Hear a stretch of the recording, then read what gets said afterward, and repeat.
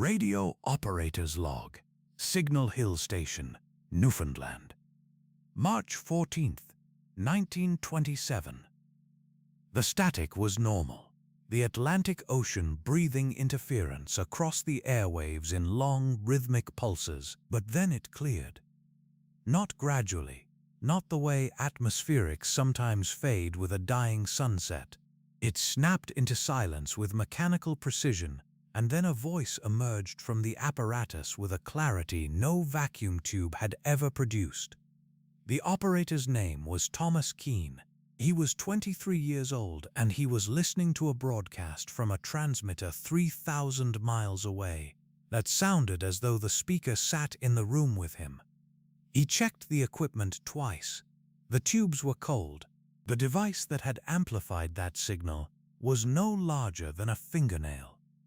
It was a crystal of germanium, sliced thin, with 3 tiny wires pressed against its surface. It consumed virtually no power. It generated no heat, and it had just turned the Atlantic Ocean into a local telephone line. The transistor had arrived in 1925, 2 years before Keene heard that broadcast. But nobody had told the world yet. The engineers at Bell Laboratories who had accidentally biased a crystal of germanium into stable amplification kept the discovery quiet while they understood what they had stumbled upon. By the time Thomas Keene heard that impossible signal, the transistor was already being whispered about in laboratories from Schenectady to Berlin. The first public demonstration came in 1928, a small box, battery-powered, that could amplify a human voice 1,000 times without the glow of a single vacuum tube. The audience at the American Institute of Electrical Engineers sat in stunned silence. Then a man in the third row asked if it could be mass-produced. The question hung in the air for a long moment. The answer, when it came, changed everything. By 1932, transistor radios were appearing in department stores. They fit in a coat pocket.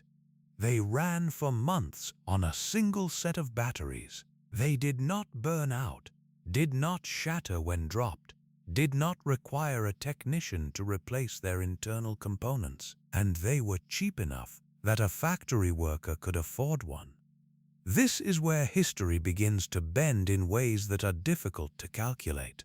In our timeline, the vacuum tube dominated electronics through the 1940s and 1950s.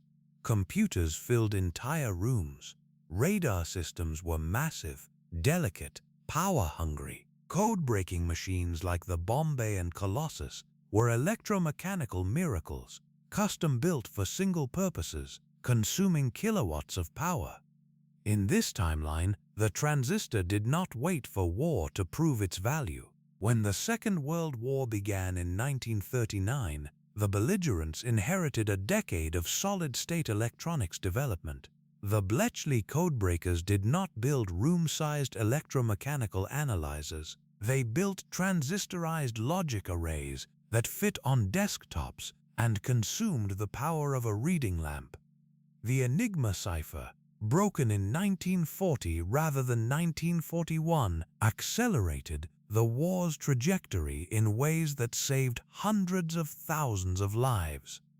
But the deeper transformation was not in cryptography, it was in computation itself. By 1943, the United States Army had deployed portable electronic fire control computers that could calculate artillery trajectories in real time, mounted in trucks, powered by batteries, operated by a single soldier. The ENIAC of our timeline, that 30-ton monster of vacuum tubes and switches, in this world, it never needed to exist. Its functions had been miniaturized into a device no larger than a suitcase. The Manhattan Project, in this timeline, had access to transistorized computing clusters that could simulate neutron chain reactions with speed and accuracy that would have been impossible in our 1945. The first atomic bomb was not tested at Trinity in July of 1945. It was tested in March of 1944 in a remote section of the Nevada desert. because the simulations had already confirmed the physics with such precision that the scientists were willing to accelerate the schedule. The war ended in 1945, as it did in our world, but the technological landscape that emerged from it was utterly unrecognizable. The 1950s in this timeline were not the era of glowing vacuum tubes and black and white television sets with 20-minute warm-up times. They were the era of the first transistorized mainframes, the first solid-state guidance systems, the first digital telephone exchanges. In 1954, a research team at the University of Manchester demonstrated the first fully transistorized stored program computer with a memory capacity that would not be achieved in our timeline until the early 1960s. The space race began not with Sputnik in 1957, but with the launch of a solid-state telemetry satellite in 1953. It was small, reliable, and capable of transmitting data for years rather than weeks. The geopolitical shockwave was enormous. Both superpowers accelerated their programs, driven by the realization that transistorized electronics had made spaceflight practical far earlier than anyone had predicted. The first human moon landing occurred in September of 1963. The astronaut who stepped onto the lunar surface carried a transistorized computer on his chest that weighed less than 3 kilograms and had more processing power than the combined computing capacity of the entire world in 1945. And this is where the story becomes strange, even for those of us who study these alternate histories. The digital revolution in this timeline arrived not in the 1970s and 1980s, but in the 1950s and 1960s. Home computers existed in prototype form by 1960. The first email was sent in 1962 over a packet-switched network that had been operational since 1959. The Internet, in its earliest form, connected university laboratories and government research centers by the mid-1960s, a full 2 decades before its counterpart in our timeline. But here is the detail that surprises most people who consider this world. The social transformation was slower than the technology. The transistor did not automatically create a Silicon Valley in the 1930s. It did not instantly democratize access to information.